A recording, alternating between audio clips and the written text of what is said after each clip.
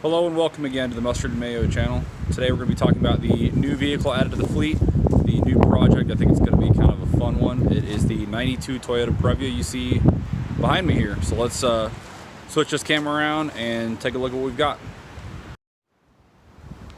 Alrighty, and here she is. This is a 1992 Toyota Previa LE. It says Deluxe on the VIN as well. This is a two-wheel drive, non-supercharged version. And it unfortunately does not have the captain's chairs, but overall I'm pretty happy with the purchase on this van. Go around the outside here. This van was actually a one owner. I bought it from a shop who received it from his customer who didn't want to trade it into the dealership. So this car was purchased in 1991 with I think 155 miles on the odometer. It now has 165,000. So it's pretty cool to have a one owner. Going around the front here, we can see we've got some pretty yellow headlights. The bumpers are all faded. Those can be restored. It's a little muddy due to the rain. The dent here on the side is really the biggest thing cosmetically that we'll need to address.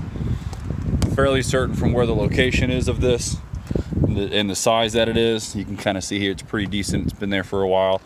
I think we should be able to take off these panels on the inside and push out most of this from the inside, and then we'll obviously take care of anything else from the outside as needed. Drill a hole here, something like that.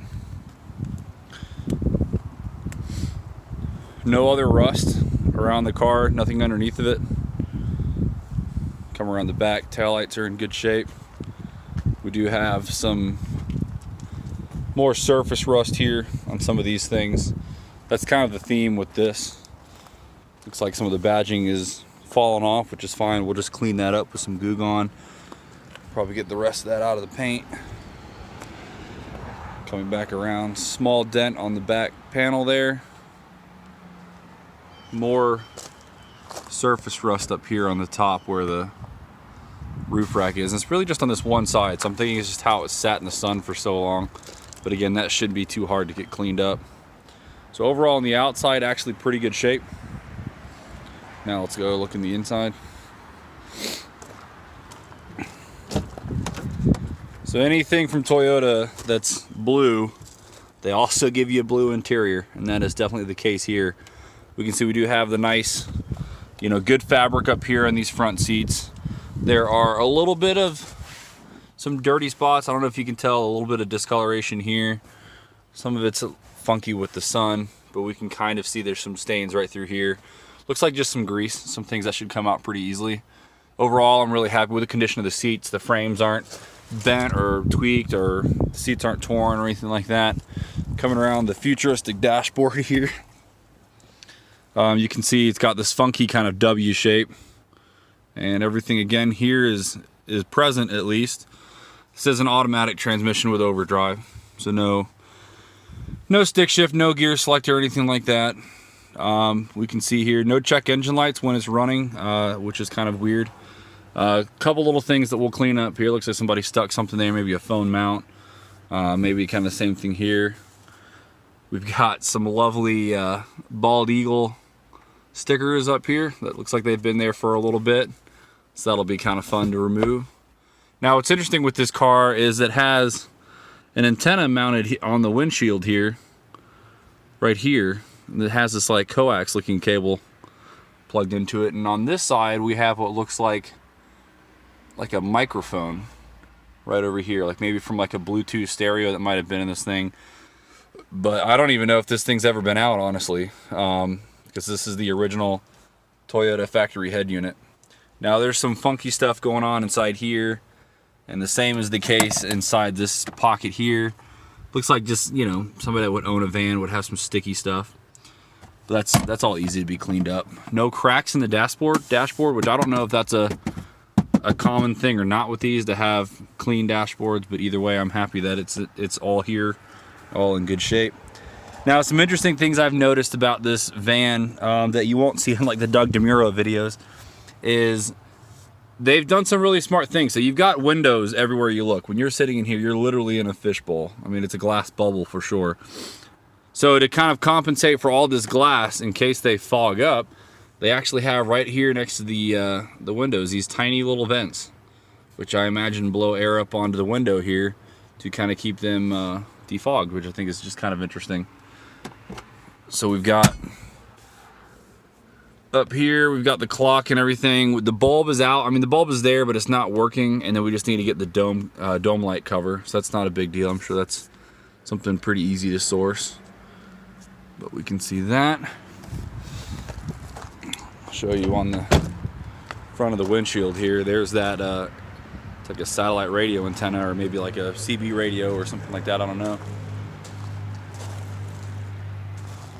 Oh yeah, more surface rust here on the cowl. Again, this is all easy stuff to clean up. Same thing here with the wiper blades. We'll just end up sanding all that off and just repainting it. That's an easy couple-hour project. In the guts here of the van, we can see, again, no captain's chairs. It's got the bench in the front here, which ironically does lay flat.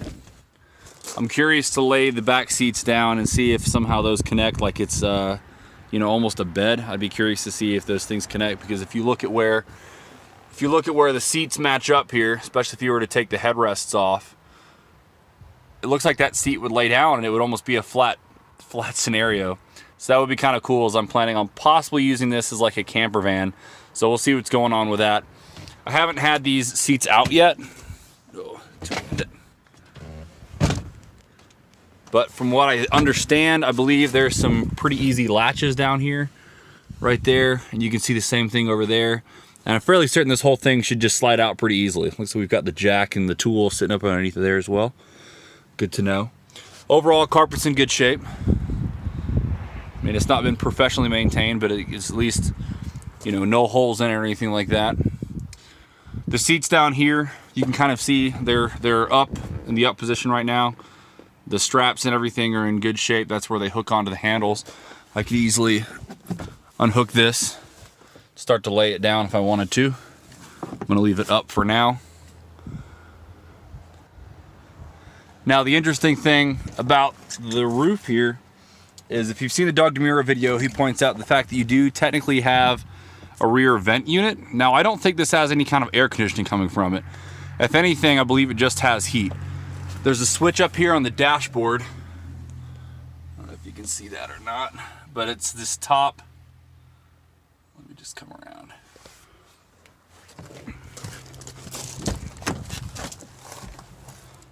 Here we go. So this top setting here says rear heat. That is a separate dial from the rest of this. So while there's no AC, there is apparently some heater hoses or something that end up going back there. And what's crazy is, if you want to control this, your passengers actually have a switch right here. They can control the speed of the blower motor from the roof.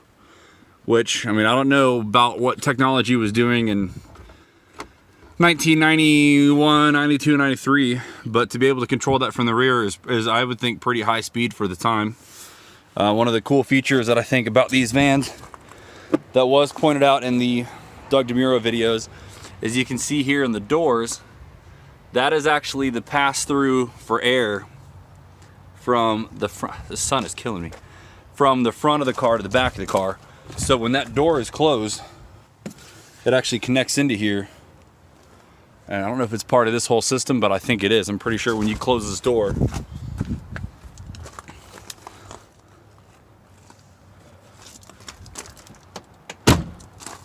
let's see where that meets up. Yeah, so when you close the door, yeah, there it is. So it doesn't actually meet with the pillar here, but it's another way that you can get rear heat to the, or get heat to the rear, which I think is just kind of a neat feature. Again, some funky kind of futuristic kind of things about this. Again, here's the wide angle of this dashboard setup. Now, one thing that's really unique about this van, I mean, I've driven plenty of vans and I don't usually get too excited about them, but if you look underneath here, minus there being a little storage box, which I've set some stuff in, this has a near flat floor underneath of here. You can really see this hump right here is where the engine sits. This is a legitimate mid-engine car. I mean, the axles are way up front, and here sits the engine, transmission right behind it. I've been underneath of it, and it's actually in pretty good shape down there. The shop that I bought it from replaced the oil pan gasket. I'm sorry, the valve cover gasket, which was about the only thing leaking under there, so it's in fairly good shape there. Now, one thing I'll show you from the front. Let's go around. Actually, we'll start back here. So, ironically, this is the first older Toyota I've had with a hatch that I've bought with the struts in actually good shape. And I'm fairly certain they are holding on their own, which is kind of weird. But you can see how much room you have in here, especially if you were to take out that middle seat. I mean, this is just a massive amount of space.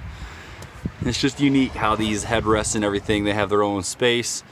Again, you can see the hook up here where the seats hold on to. There's a little bit of wear here on both sides. I take it that probably these seats have lived in the up position most of their lives. You can see where they latch into the floor there. These little plates right here fold out, basically clip right into the floor, and the backrest comes up, and you put the headrests in there in its place. Very unique, very unique. I'm actually curious myself what's underneath of here. I haven't looked.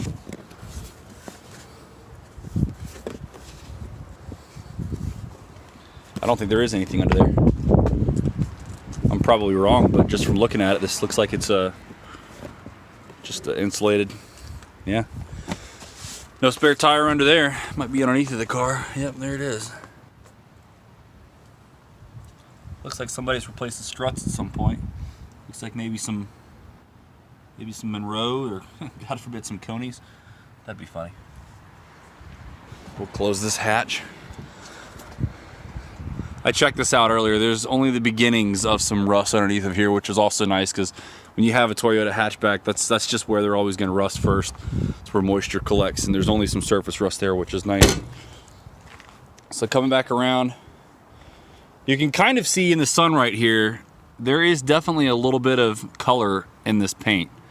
I don't think this has had any kind of professional paint restoration done in a long time, and really my plans are, just from touching it, especially up here where the sun's baked this hood, you can hear that, versus over here. Definitely the sun has baked through some of this clear. Now I'm fairly certain that with some elbow grease and some polish, we could probably get that paint back to, I'd probably say 80% of its original glory. We can definitely see up here that it's just been not really well taken care of as far as the paint goes. You can just see all this crud right here that's just stuck up on here, which is normal when you buy something like this. So I really think we're just gonna have fun cleaning this up. Going back inside though, from the driver's point of view, something that you don't really get from any other videos is I am 6'3", and while I have a decent amount of headroom up top here, you can kind of see here I've got a few inches of space.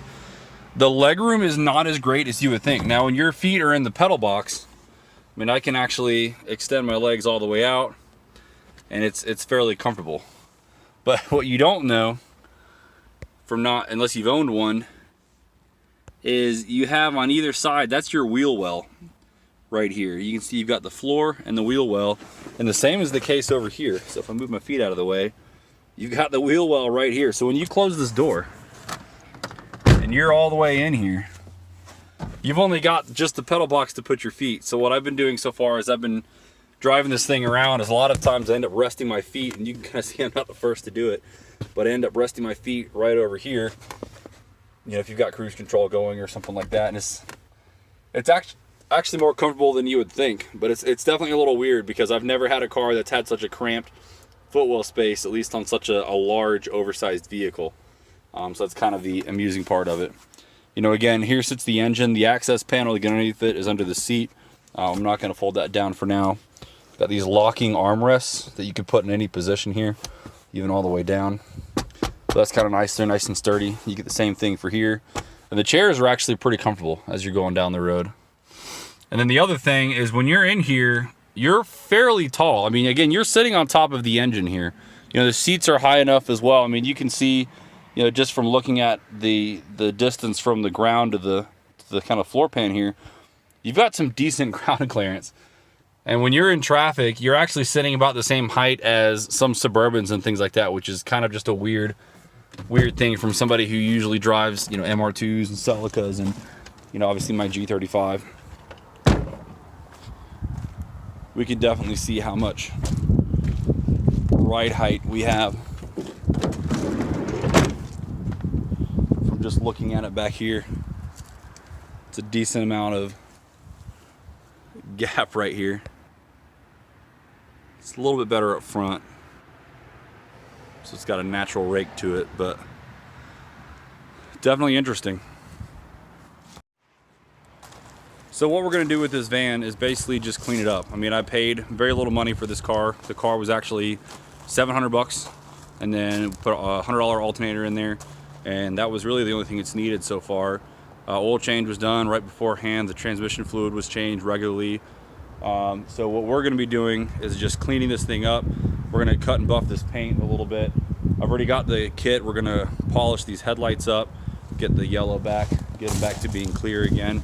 And then beyond that, we're just going to see what all's really needed. These tires on the van are pretty dry rotted. They still have plenty of tread and they're holding air just fine, but I don't trust the age on them, so those are going to be coming off. I've actually got in my parts bin here, I've got a bunch of wheels. I think I'm going to either be using the 18-inch wheels that came off my G35 back there, or the stock 16-inch alloy wheels that came off the Mazda. Both have good tires on them. They're both much wider than these, lower profile, so I think it might actually kind of help the handling on this car and kind of help the looks a little bit. We're probably going to lower it. I would say that's probably going to happen. Haven't looked into how easy or difficult that is. I don't know if it's a, you know, easy spring you can buy, or if you pretty much have to modify something from other cars, but there's plenty of people that have done it, so I know it's easy enough to do. But other than that, we're just going to make it a really kind of a fun daily driver. Might find a spoiler for the rear. I've been kind of inspired by some other Previa builds that I've seen around. But, you know, just get the bumpers cleaned up, get that, you know, polished back into that black so it's not so gray. But yeah, stay tuned and we'll see kind of how it goes. Thanks for watching. Alrighty, here's one more addition to the video for those that have car seats. Something that's very interesting about this van. In this middle row seat, I don't know how it is with the captain's chairs, the only seat belt that's in here is just a lap belt. You can see it comes out from the center here. No latch or anything. You've got the buckle here. Now that seatbelt does have a shoulder harness back here, so that's not a problem as far as like regular safety. But for anybody else, all you have right here is just a lap belt, which is just kind of crazy to think about. Like nothing over here. I don't see, there's no tucked away shoulder harness anywhere. There's no tucked away harness back behind the seat or anything kind of like that. Literally, 1992 safety standards was just a shoulder belt. Now, attaching a modern car seat to this makes life extremely easy because it's just a manually tensioned belt. So this is pretty much a full-size car seat, and it actually fits in here almost easily, more easy than having the quick latch system. So this belt is a locking belt. The only way you can loosen it is there's like a little spring tensioner up in here, which is pretty much the same as your normal straps that you'd have on a van. But when you run that through and you just buckle it in, and then I ended up, I mean, you don't have to use this, I think, when you've got just a belt system like this, but I wanted to go ahead and use that rear strap to stabilize. You can see I was gonna actually wrap it around the seat bar here and basically tie it into the frame of the seat. But while I've got these rear seats up into passengers, I found out this latch actually snaps into place pretty easily right here. And it's pretty tight, and it's just gonna kind of help to stabilize this. Now, if you look at this, from anybody that uses car seats, you know it's kind of tough to get them in there really, really, really tight without putting a ton of weight on them. And this is probably about as tight, if not tighter, than any other configuration I've had with just the quick latches. If anything, it might even be tighter without spending like a ton of time just setting my weight on it and stuff. So I'm actually kind of impressed with how well, you know, a car seat easily fits. I did go ahead and flip the headrest backwards, which you can see really kind of changes the angle of how this larger car seats fit up against here. But yeah, if you're wanting to put a modern car seat in a 92 Toyota Previa, it's actually really simple. Enjoy.